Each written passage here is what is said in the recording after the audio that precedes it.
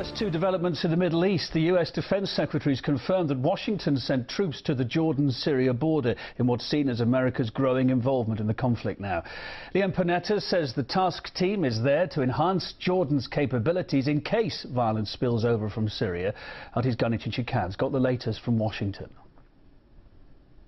According to Defense Secretary Panetta, they sent the troops to Jordan-Syrian border in case violence escalates in Syria and spills over the border. Panetta did not go into details as to how many troops and so on, but another U.S. defense official speaking on condition of anonymity said the forces are made up of 100 military personnel and other personnel who stayed on in Jordan after attending an annual exercise in May, and several dozen more have flown in since. They are operating from the joint U.S.-Jordanian military center north of Amman that Americans have used for years.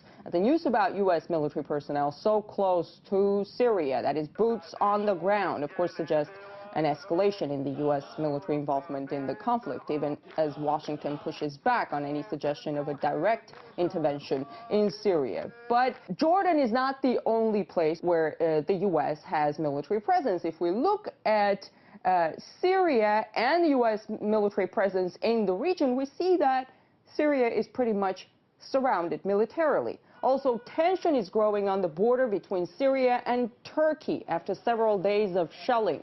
This Wednesday, Turkey's military chief vowed to respond with more force. That is a day after NATO said it stood ready to defend Turkey. But this latest development with U.S. troops in Jordan comes with a U.S. presidential election less than a month away, at a time when Mitt Romney, Barack Obama's challenger, is criticizing the president for not being aggressive enough, for quote-unquote sitting on the sidelines, for missing the opportunity to topple Assad and, quote, deliver that defeat to Iran. Yes, he actually said that.